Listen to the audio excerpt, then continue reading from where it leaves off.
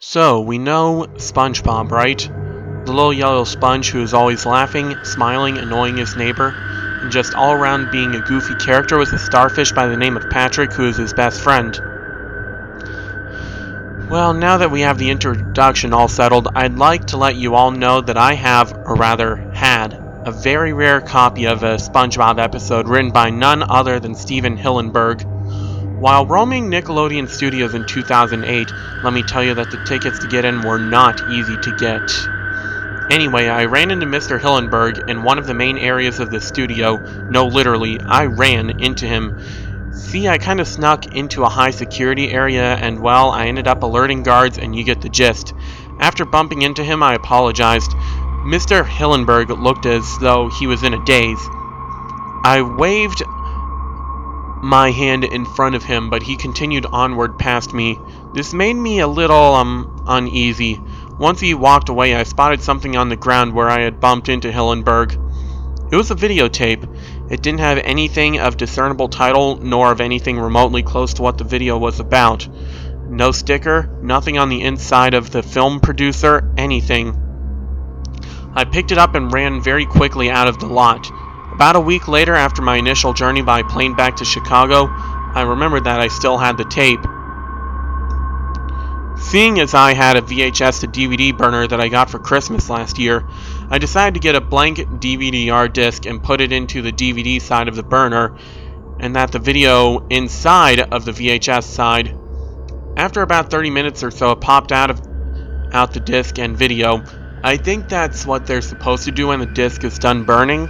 Anyway, I popped the DVD into my computer. Autoplay popped up, of course, because I had modified my computer to do so. I decided to look in the folder for it. There was a movie file that went by the name of Pearl.AVI. Pearl? I then double-clicked the movie file as Windows Media Center popped up. "Are you ready, kids?" "Aye, aye, Captain!" It was a SpongeBob episode. I thought to myself, ooh, I haven't seen this show in so long. SpongeBob was one of my favorite shows as a 10-year-old, and hearing the nasally laughter of the sponge would make my ears absolutely sing with joy. Well, metaphorically, of course. So, as the title of the episode came up, I noticed something odd. There was no title to the episode, it just kind of skipped right into the episode. It showed the three things I knew and loved about SpongeBob. The three main houses, the pineapple, the Easter Island head, and the rock with an antenna on it. I smiled with nostalgia as I heard SpongeBob's laughter echoing through the computer speakers. SpongeBob was watching a TV show on his little diver helmet TV. About 5 minutes after the scene transitioned into SpongeBob's house, and Pearl, Mr. Krabs' daughter, bursts through SpongeBob's door, breaking the door down as she does. She is seen sobbing hysterically in a comedic manner, you know, mini waterfalls coming out of her eyes. SpongeBob begins to walk over and asks Pearl what's wrong. Pearl replies, "Oh, SpongeBob, it's terrible. Daddy won't talk to me. He hasn't said a single word to me all day. He just sits in his bedroom, looking down at the floor, sighing." SpongeBob replies to her in a bit of a heroic way, "Mr. Krabs, that seems weird. Don't worry, Pearl, I'll go talk to him." "You will, SpongeBob?" Pearl replies with a looking of happiness on her face. SpongeBob then nods. Pearl is seen hugging SpongeBob and saying, "Thanks, SpongeBob! You're the coolest!" The scene transitions with Bubbles coming up to SpongeBob nearing a giant anchor that Mr. Krabs and Pearl live in, saying, "Cool, huh? Cha-cha!" And you hear a jazz trumpet chorus playing a chord as SpongeBob is seen doing a comedically cool stance and look. He then knocks on Mr. Krabs' door. We then see Mr. Krabs' claw quickly grab SpongeBob and pull him into the house. "SpongeBob, me boy, I'm glad you're here. I have to tell you something." "What is it, Mr. Krabs?" SpongeBob asks. It's about Pearl. You see, she's... SpongeBob, confused by Mr. Krabs' stammering, asks, "She's what, Mr. Krabs?" A grim look comes upon Mr. Krabs' face. "She's adopted, me boy." SpongeBob gasps, "Adopted?"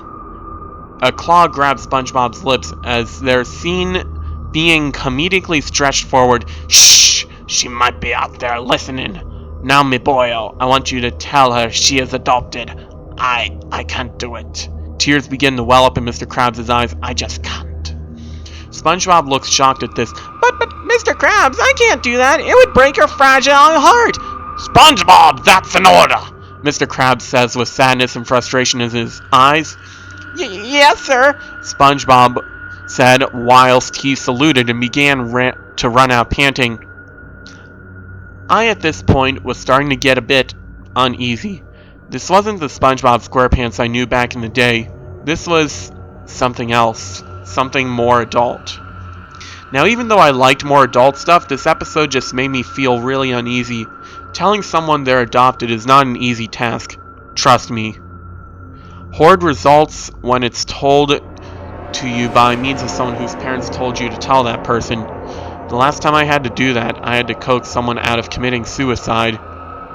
Anyway, back to the episode. The screen transitions again back to SpongeBob's house where Pearl is seen sniffling as SpongeBob pops in his head into the busted doorway. Pearl looks up and is immediately overjoyed to see SpongeBob.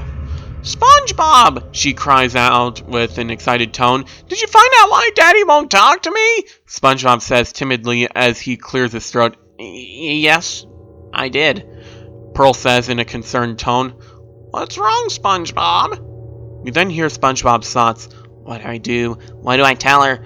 Or should I just lie to Mr. Krabs? No, lying wouldn't do a thing. Mr. Krabs would probably dock my pay to half a penny a day if I did that. This made me do a small chuckle as I knew Mr. Krabs was a cheapskate. My chuckle fell silent as I heard SpongeBob just outright say, Pearl, I don't know how to tell you this, but you're adopted. Pearl's eyes opened wide and both SpongeBob and I cringed. I then heard a laugh coming from the computer speakers. It was Pearl's laugh. That's a good one, SpongeBob! But really, why won't Daddy talk to me? Pearl, it's the truth. Mr. Krabs had me come over here to tell you. What? No, you're lying! Pearl then slaps SpongeBob very realistically and storms out of the house. We then see Pearl walking up to the front door with tears in her eyes, furious as she pushes the door forcibly.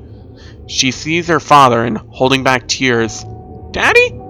Please tell me that it's not true. Please tell me SpongeBob is lying. Mr. Krabs begins to tear up and in a shaky voice tells Pearl, Yes, 'tis true. When you were a baby and while I was out scrounging around with me metal detector near the outskirts of Bikini Bottom looking for loose change, I stumbled upon you and your mother, or what were left of her after the scallops got to her. Then transitions to a flashback sequence which to this day makes me cringe. It shows Pearl's mother's eyes gouged out with one hanging, her tongue out and somewhat chewed off, her fins only bone, her ribcage skin ripped off revealing decaying muscle, and her throat had a hole in it showing the larynx, windpipe, and esophagus. I turned away at this point, still listening. I found your mother lying there, morbidly decayed, when I heard you a-crying from nearby. The crying was you. It looked like you just came out of your mother. I scooped you up, took you home, and cleaned you up. I kept you around for a good 16 years. I felt it were better to tell you now when you're old enough to understand. I started crying at this precise point.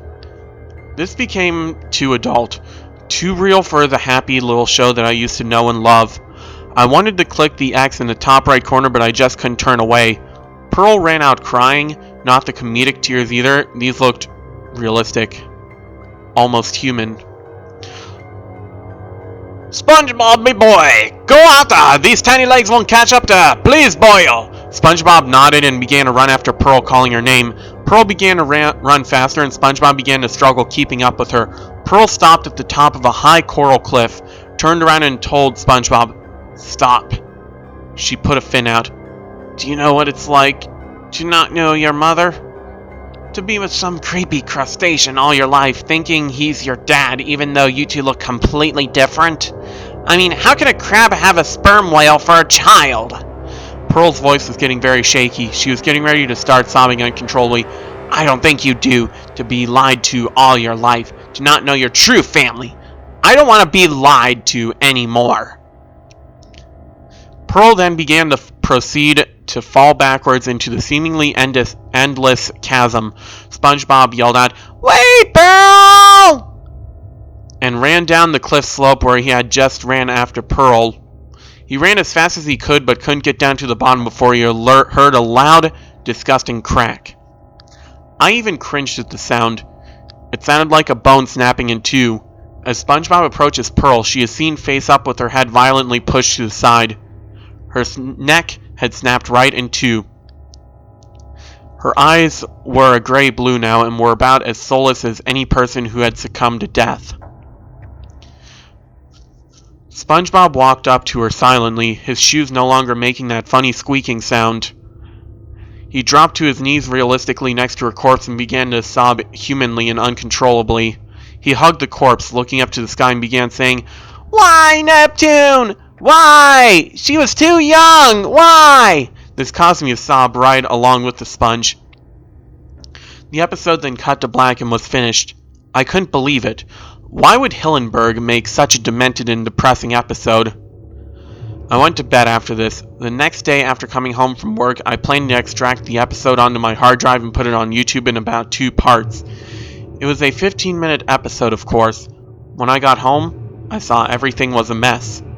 Papers were everywhere. My TV was gone. My computer and its accompanying tower, mouse, and any USBs I had in it were gone. And my VHS to DVD burner was gone. Oh shit. I've been robbed. Where's the video? Where is it? I said as I began to look for the video that contained the episode. I couldn't find it. That was the only VHS tape I had in my possession, and I guess the robbers figured it'd be worth money. I kind of figured as well too, so suffice to say, I'm unable to provide a video of the source. I apologize and hope you'll all heed my warning of picking up any strange tape in a famous studio lot after bumping into a famous cartoon writer. I don't think anyone will be seeing as Suicide Mouse AVI was up on YouTube. Once again, let this story be a warning to picking up strange tapes. You never know what you're going to end up watching.